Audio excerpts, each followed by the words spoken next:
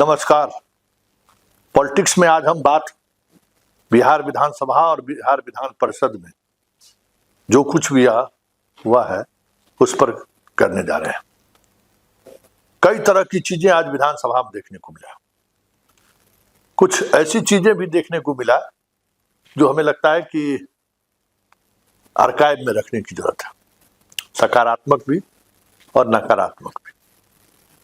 सकारात्मक जो चीजें देखने को मिली वो कि अमूमन विपक्ष बहिष्कार किसी किसी मुद्दों को लेकर वो करते रहते हैं, लेकिन उस बहिष्कार के बीच पहली बार मुझे ये देखने को मिला कि जिन विपक्ष के जिन सदस्यों का सवाल था वो सवाल का वक्त जब आया तो वो फिर सदन में लौटी, अपना सवाल की, मंत्री जी उसका जवाब दिए और फिर वापस बहिष्कार में चली।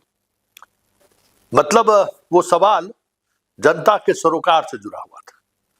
जिस जनता के वोट पे वो जीत कर आई, उसकी जो जिम्मेवारी या जो दायित्व था उसका वो निर्वहन करते हुए दिखे। ये आप कह सकते हैं कि लोकतंत्र में एक ये बदलाव का संकेत है कि नए जनरेशन के जो लोग आ रहे हैं वो अपनी जिम्मेवारी को इस तरीके से भी निर्वहन करते हैं, पार्टी के कॉल के साथ भी हैं और जनता के कॉल के साथ भी खड़े। जरा सुनिए, अनीता देवी हैं, आज क्या हुआ सदन में, शुरुआत हम इसी से करते हैं। नवादा जिला अंतर्गत वारसलीगंज विधानसभा के एकमात्र सरकारी महाविद्यालय एसएन सिन्हा महाविद्यालय वारसलीगंज सहित नवादा जिला के किसी भी सरकारी महाविद्यालय में स्नातकोत्तर विज्ञान एवं स्नातकोत्तर कला की पढ़ाई नहीं होती है। क्या यह बात सही है? बिना मत बोलिए।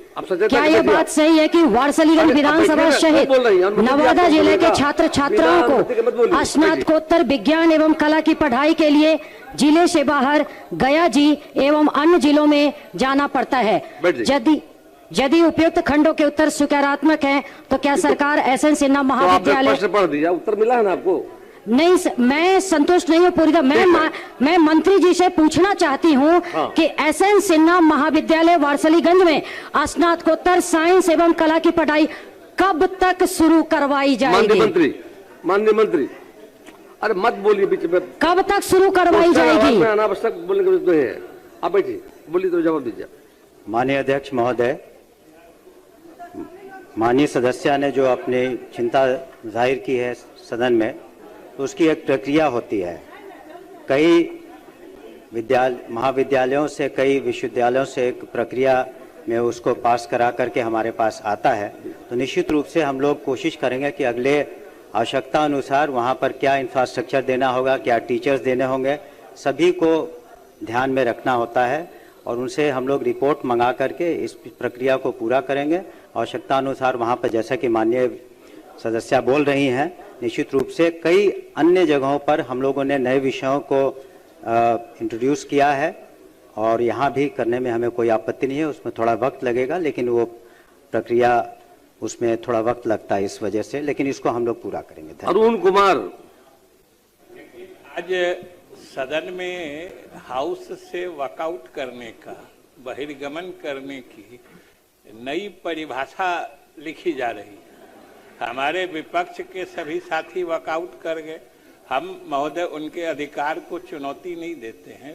आना, सवाल पूछना, यही तो सरकार भी चाहती है कि वो सदन में रहें और प्रश्न पूछें, सरकार उत्तर देगी।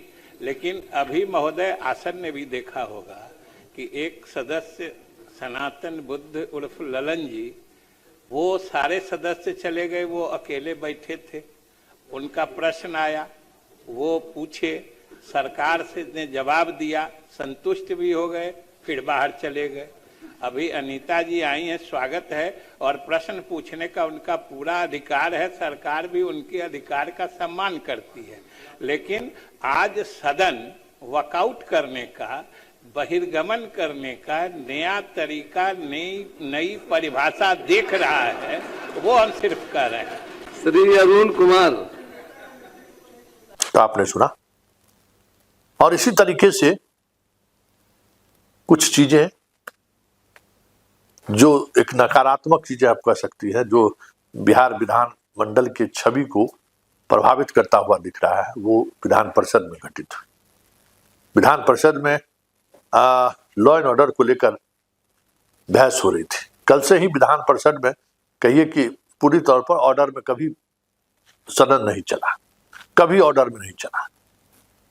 और आज स्थिति ये हो गई कि मारम पिट्टी और गाली गलौज की स्थिति उत्पन्न हो गई और अंततः सदन को ऑर्डर में लाने के लिए विपक्ष के सभी सदस्यों को एक दिन के लिए निलंबित कर दिया गया।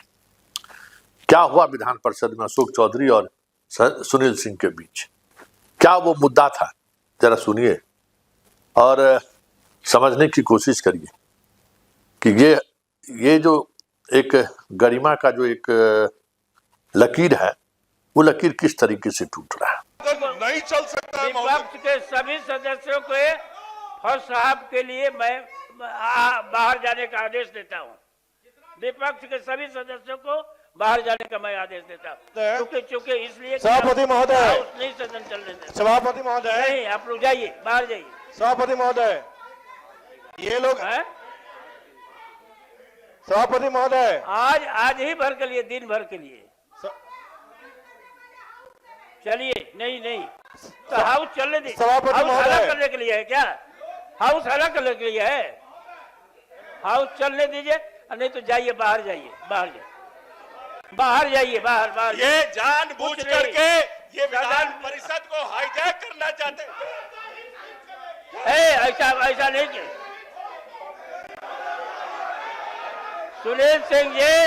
सुनील सिंह जी माननीय, आप आसन की तरफ कहिए, आप बाहर जाए, आप लोग बाहर जाए, दिन भर के लिए बाहर जाए।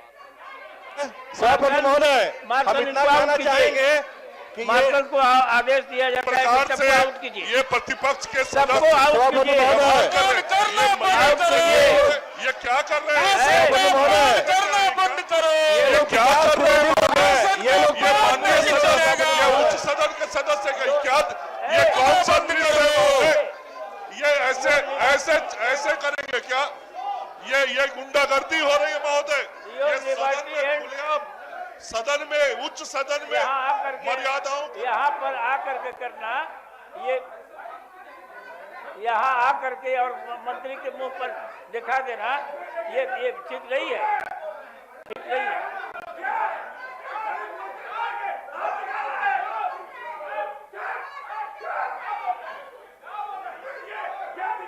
सबको दिन भर के लिए सस्पेंड किया गया। मार्शल को बुला के आउट कीजिए, सबको आउट कीजिए, ले जाइए, पकड़ के ले जाइए।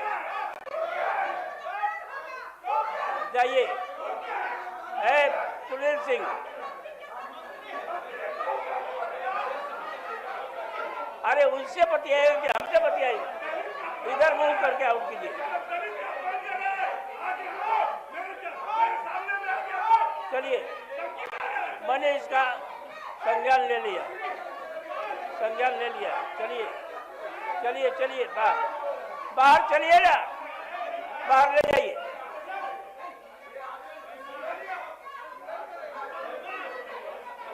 सारे लोकतांत्रिक मर्यादाओं के आपने भंग किया है, ये भंग किया है। इसलिए अब सबको आउट कीजिए,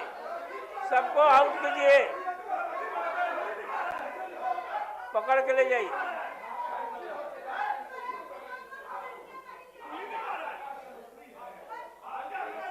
आप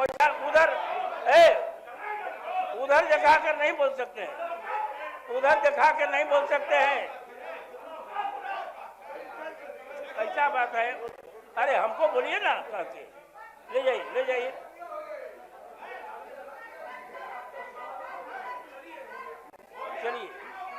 चलिए आगे।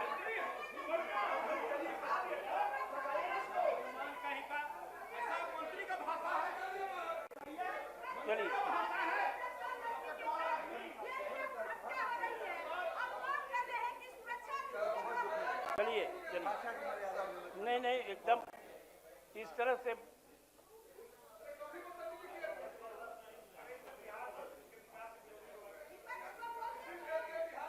चलिए, आउट कीजिए।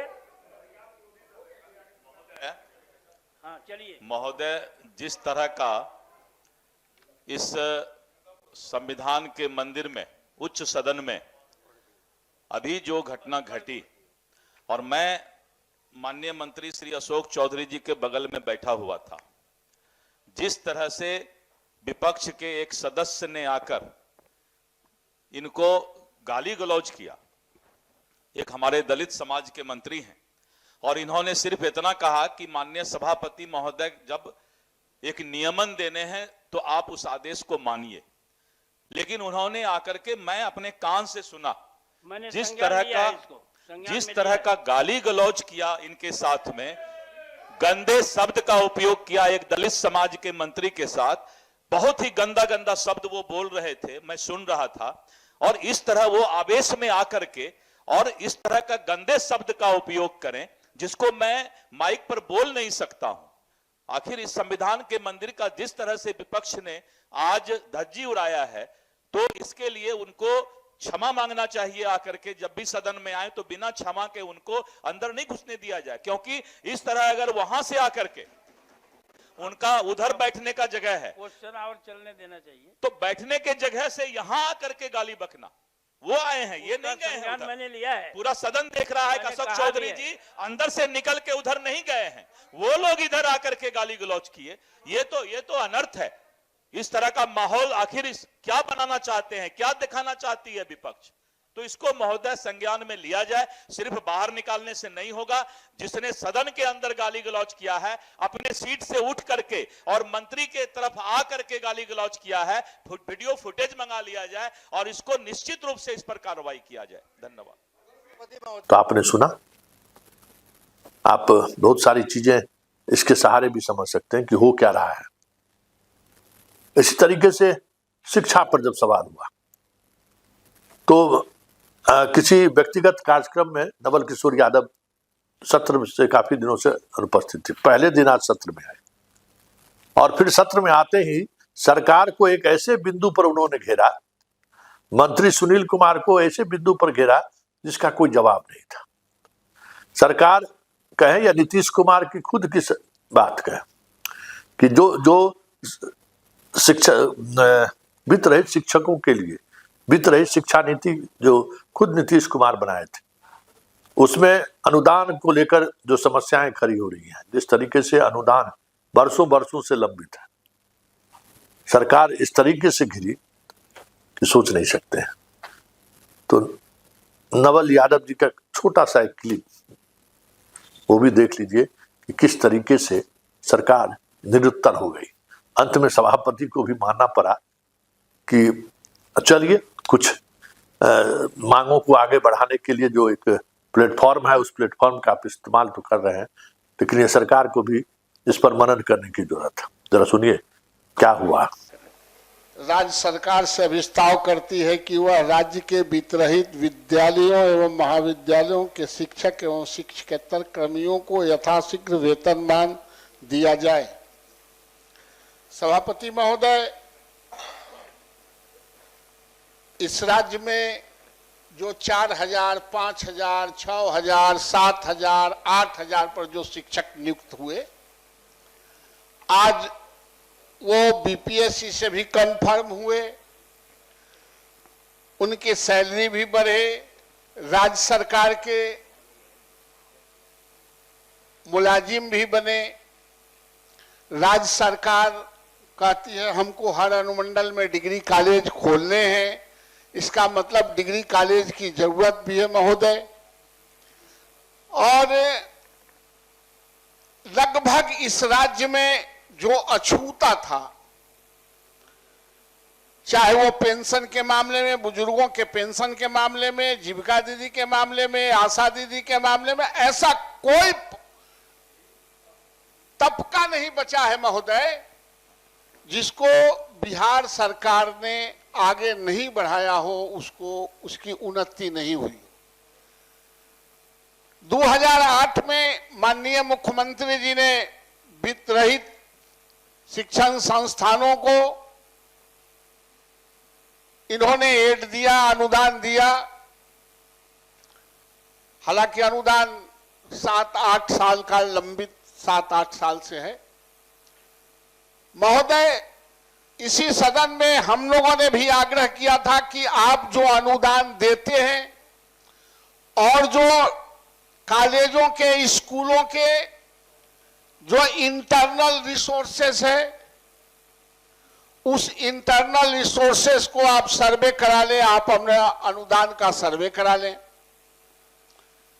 और लगभग लोग रिटायर कर गए हैं कॉलेजों में, स्कूलों में। तो आप जो आज अनुदान दे रहे हैं और उनका इंटरनल रिसोर्सेस पर आप कमांड कर लेंगे तो हमको लगता है कि बहुत कोई पैसा अधिक खर्च नहीं होगा महोदय। ठीक है, आपकी बात आ गई महोदय, इसको हल्के में नहीं लिया जाए। अरे बड़ी भारी से ले रहे हैं। नहीं महोदय, ये भारी है, इस राज्य के लिए कलंक है। ये सामूहिक संकल्प, इस सदन में कोई ऐसा नहीं चाहेगा कि ये नहीं हो महोदय। मैं तो यह कह रहा हूं कि राज्य सरकार ने जो बिहार में नहीं था, ये गंगा पाथवे का जो बना है, कभी आपने कल्पना भी किया था क्या कि गंगा पाथवे बनेगा, यहां से चढ़ेंगे फत वहां उतर जाएंगे? वो तमाम लोग हुए, तमाम काम हुए हैं। ये जो यहां विधानसभा से निकलते हैं, फ्लाईओवर पर चलते हैं और पुन चले जाते हैं, अद्वितीय है। हम तो सिर्फ यह कह रहे हैं कि आपको और कॉलेजों को, एक एक कॉलेजों को 8 एकड़, 10 एकड़, 15 एकड़, 6 एकड़, 20 एकड़ जमीन है, उसके इंफ्रास्ट्रक्चर हैं। इसलिए महोदय, और सरकार ने एक कमेटी भी बनाई है, उच्च स्तरीय कमेटी, चीफ सेक्रेटरी के नेतृत्व में, एनालिसिस करने के लिए। पता नहीं माननीय मंत्री जवाब देंगे कि उसकी बैठक हुई है कि नहीं। हम तो सिर्फ इतना चाहते हैं कि जिनका छूट गया है उनको भी, जिनको लिस्ट में नाम नहीं जुटा है उन्नति के मार्ग में, शायद उनका भी आप मार्ग प्रशस्त करेंगे। और बिहार में सिर्फ अछूता एक वित्तरहित कॉलेज स्कूल है, उसको मैं चाहता हूं कि आप सर्वे करा के आप वेतनमान दें। इसी तरीके की बात आज खेल को लेकर, कबड्डी संघ को लेकर देखने को मिला। पहली बार मंत्री बनी श्रेयसी सिंह और खेल से खास ताल्लुक रखने वाले मिथिलेश जी किस तरीके से श्रेयसी सिंह को घेरने की कोशिश कर रहे थे, और जबकि वो श्रेयसी सिंह मंत्री के तौर पर नहीं, वो जिन पदाधिकारियों पर उनकी टिप्पणी थी, वो पदाधिकारी सरकार के काफी करीब है तो डंडा भाजने वाले पदाधिकारी, लेकिन सरकार के काफी करीब है। और इस तरीके से मिथिलेश ने घेराबंदी की कि श्रेयसी सकते में पड़ गई, जवाब नहीं दे पाई। अंत में विधानसभा अध्यक्ष को इंटरफेयर करना पड़ा। जरा सुनिए क्या हुआ सदन में। विभाग से उत्तर प्राप्त है, लेकिन उत्तर से मैं संतुष्ट नहीं हूं। मैं आपके माध्यम से, अध्यक्ष महोदय, मैं आपके माध्यम से माननीय मंत्री जी से मैं ये जानना चाहूंगा, आपस में चर्चा नहीं करें, शांति बना रखें। माननीय मंत्री जी से जानना चाहूंगा कि माननीय मंत्री जी ने जवाब दिया है कि चूंकि मामला सुप्रीम कोर्ट में लंबित है और इसी के आलोक में वर्ल्ड कप, महिला वर्ल्ड कप जो बिहार में होने वाला था, जिसकी मेजबानी बिहार को मिली थी, और उसको रद्द कर दिया गया। लेकिन अध्यक्ष महोदय, इसमें इसका उल्लेख नहीं किया गया है कि जब माननीय सुप्रीम कोर्ट में यह मामला फाइल हुआ 21 जनवरी 2025 को, सुनवाई हुई 31 जनवरी को, यह केस रजिस्टर्ड हुआ और जिसमें अगली डेट 17 फरवरी को है, और इसमें मेरे पास कोर्ट का ऑर्डर है माननीय अध्यक्ष महोदय, और इसमें 4 फरवरी को एक ऑर्डर आता है, और उसके बाद भी 4 फरवरी को ऑर्डर आता है तो इंटरपोल को, सीबीआई को, सबको उसमें इन्वेस्टिगेशन करने के लिए सुप्रीम कोर्ट एडवाइस करती है। और उसके बावजूद मेरे पास ये कैबिनेट का नोट है अध्यक्ष महोदय, ये कैबिनेट को गुमराह किया गया। विभागीय अधिकारियों ने इस बात को इतने हल्के में लिया कि 4 फरवरी को कैबिनेट के एजेंडा नंबर 47 पे इसको स्वीकृत करा दिया गया कैबिनेट से। उसके बाद 24 फरवरी को एमओयू साइन हो जाता है। 12 अप्रैल 25 को एमओयू साइन हो जाता है और उसके बाद इसको स्थगित कर दिया जाता है। अध्यक्ष महोदय, मैं माननीय मंत्री जी से ये कहना चाहूंगा कि कुछ अधिकारियों ने सरकार के इमेज को खराब करने का प्रयास किया है। जब यह मैटर माननीय सुप्रीम कोर्ट के सामने विचाराधीन था तो इसमें कैबिनेट से इसके कैबिनेट के एजेंडा से इसको पास नहीं कराना चाहिए था, साथ में इस पे एमओयू साइन नहीं करना चाहिए था और उसके बाद इसको स्थगित कर दिया गया। इसलिए अध्यक्ष महोदय, ऐसे अधिकारी जो इतने लापरवाही से इस काम को किए हैं, सरकार उन पर क्या कार्रवाई करना चाहिए? माननीय मंत्री। माननीय अध्यक्ष महोदय, बिहार में सिर्फ एक कबड्डी नहीं बल्कि आज के समय में सेपैक टैक्रॉस से लेकर रग्बी और हॉकी जैसे खेलों का भी अंतर्राष्ट्रीय मेजबानी कॉम्पिटिशन्स का कर चुकी है। कबड्डी का कंपटीशन भी निश्चित रूप से इसी आधार पर बिहार में होना था। हाँ, अगर किसी फेडरेशन के ऊपर, भारतीय फेडरेशन के ऊपर सर्वोच्च न्यायालय ने अगर कोई स्टे ऑर्डर या ऑर्डर पास किया है उनके फाइनेंशियल डिस्क्रिपेंसी के ऊपर, तो निश्चित रूप से ये मामला गंभीर है। एमओयू साइन होने के बावजूद इसको कैंसिल करने का मतलब यही था कि हम लोग नहीं चाहते ऐसे किसी भी फेडरेशन के साथ अपने बिहार सरकार के नाम को जोड़ने का, जो ऑलरेडी मामला सुप्रीम कोर्ट में लंबित है। तो निश्चित रूप से अगर ये मामला सॉर्ट आउट हो जाता है, और मैं माननीय सदस्य को आपके माध्यम से यह भी बताना चाहूंगी कि ये इतना गंभीर आरोप उनके ऊपर लगा है कि सिर्फ बिहार ही नहीं बल्कि भारत के किसी भी अदर राज्य ने इस कंपटीशन को होस्ट करने की स्वीकृति नहीं दी। अंत में ये कंपटीशन दूसरे किसी राष्ट्र में किया गया, जो वर्ल्ड कबड्डी फेडरेशन है, उन्होंने खुद से इसका आयोजन किया।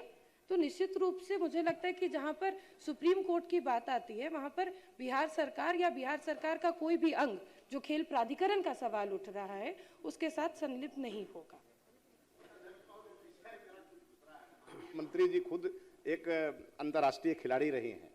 मेरा विषय सिर्फ इतना ही है, फेडरेशन पर आरोप है, सुप्रीम कोर्ट में मामला चल रहा है, सुप्रीम कोर्ट ने संज्ञान ले लिया, उसके बाद कैसे कैबिनेट से अधिकारियों ने पास करा दिया? सुप्रीम कोर्ट पर जब बात सुप्रीम कोर्ट की आई है, नहीं एक अध्यक्ष महोदय, सुप्रीम कोर्ट की यदि बात है तो सुप्रीम कोर्ट ने पहले नहीं लिखा था। सुन लीजिए मेंबर का, तब जवाब दीजिए। नहीं, माननीय मंत्री जी चीजों को घुमा रही हैं। मेरा अध्यक्ष महोदय सीधा सवाल है कि जब 31 जनवरी 2025 को यह मामला रजिस्टर्ड होता है और इसकी सुनवाई 4 फरवरी को होती है और उसमें स्पष्ट ऑर्डर है, इंटरपोल, सीबीआई इतने तक का जिक्र है इसमें।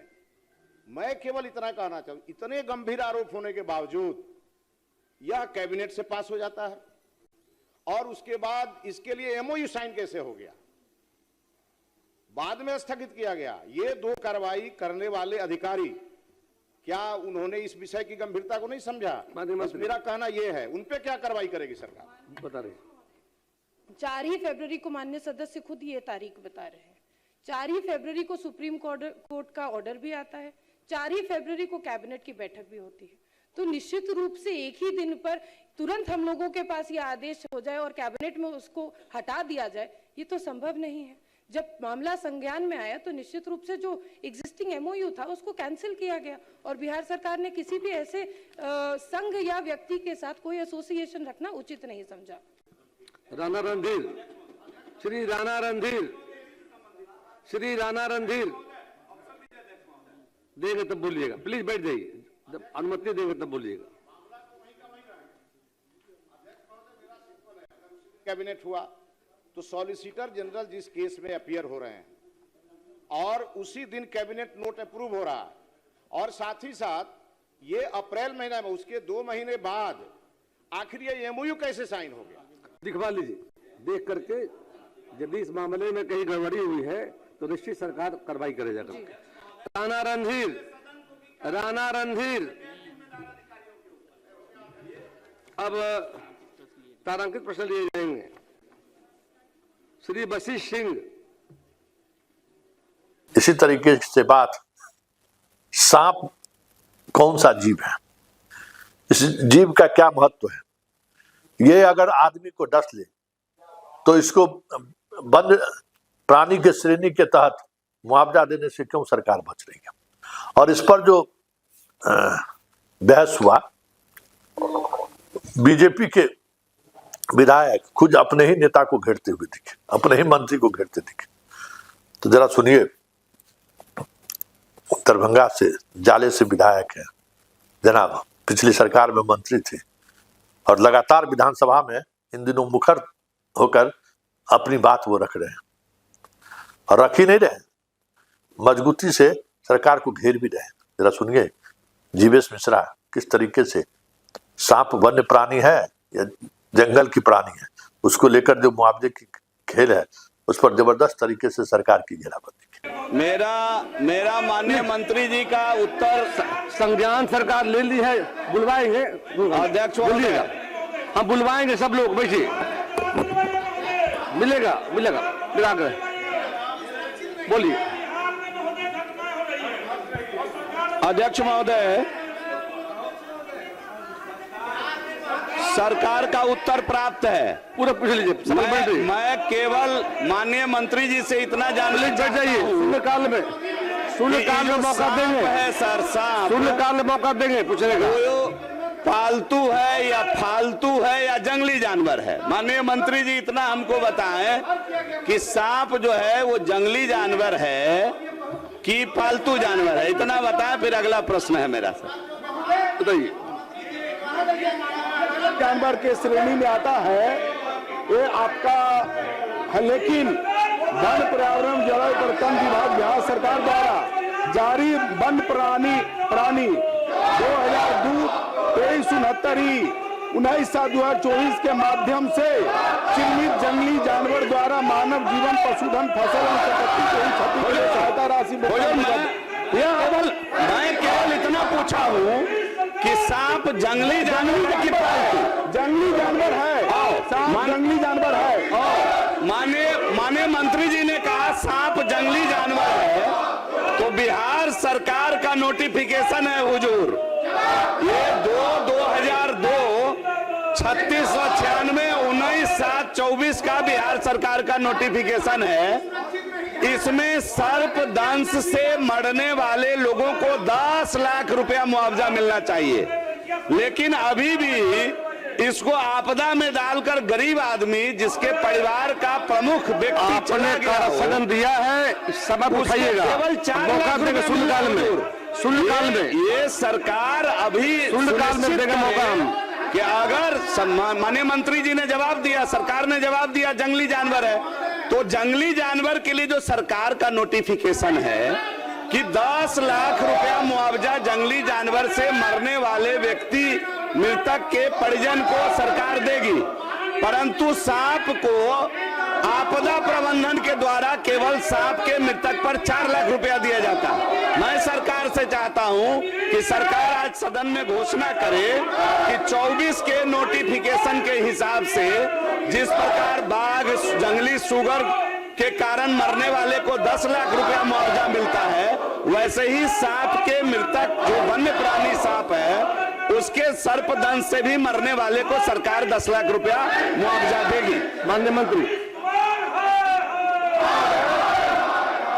सांप को इसे अलग रखा, जंगली जानवर है लेकिन इसको अलग रखा गया है।